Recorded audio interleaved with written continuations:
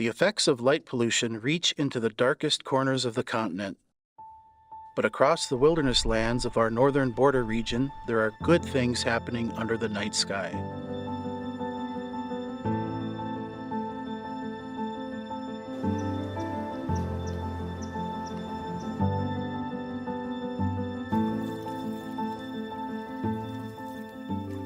Quetico is a wilderness canoeist paradise. It almost seems like this landscape was made for wilderness canoeing.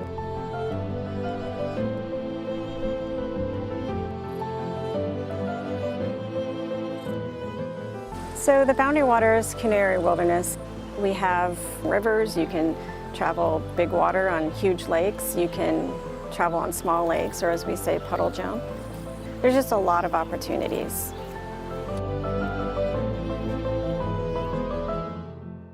Voyageurs National Park is truly a park that requires you to access it via the water. It is what I like to consider an undiscovered gem.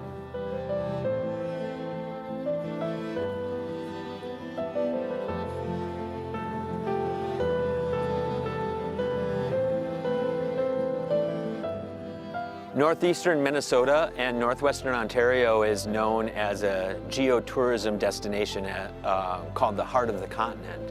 The largest land management units or protected units within that Heart of the Continent are Voyageurs National Park, the Boundary Water Canoe Area Wilderness, and Quetico Provincial Park of the Ontario Provincial Park System. And those three areas all were certified as dark sky places relatively close to each other.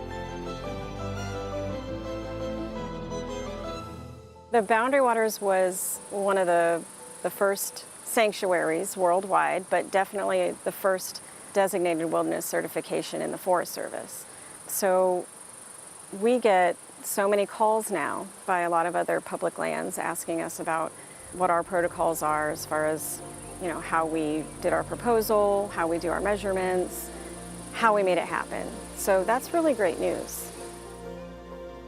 At Quetico, we're grateful for the partnership that we have with our American sister sites and are proud of what we've accomplished in receiving our dark sky designations together. So in order to retain the certification of sanctuary for the Boundary Waters, every year we have to monitor the night skies. And we go out and we measure how dark the sky is in very specific locations. One of the threats that could affect this certification would be if Thunder Bay got much, much, much brighter. Bright enough to show up on our light measurements. Or if Duluth got much brighter. Or, I don't see this happening, but if gateway communities right along the border got much brighter.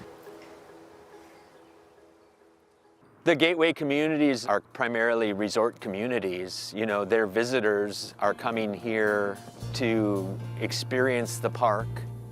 One of the resources that they definitely like experiencing is the natural night sky.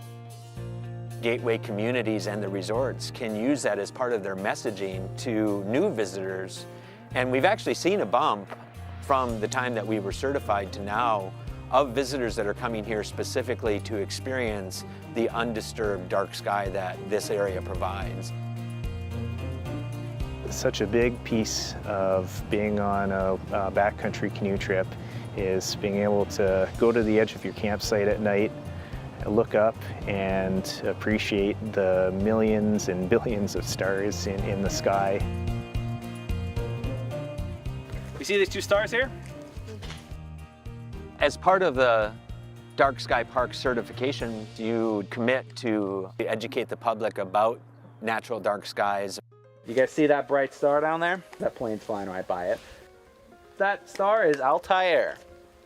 It is in the constellation Aquila. Now, when you hear Altair, that's a different language. Anyone happen to hazard a guess what language that is? Sounds like Arabic. It is in Arabic.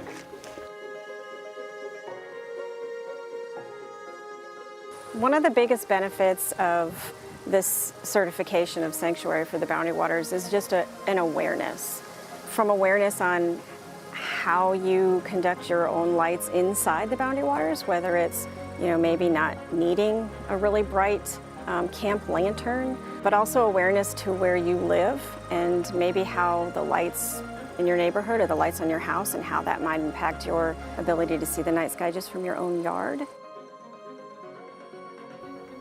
We're lucky enough to have a great network of protected areas that provide us those opportunities. We can all escape and find ourselves again in these places that aren't much changed from what they were for millennia.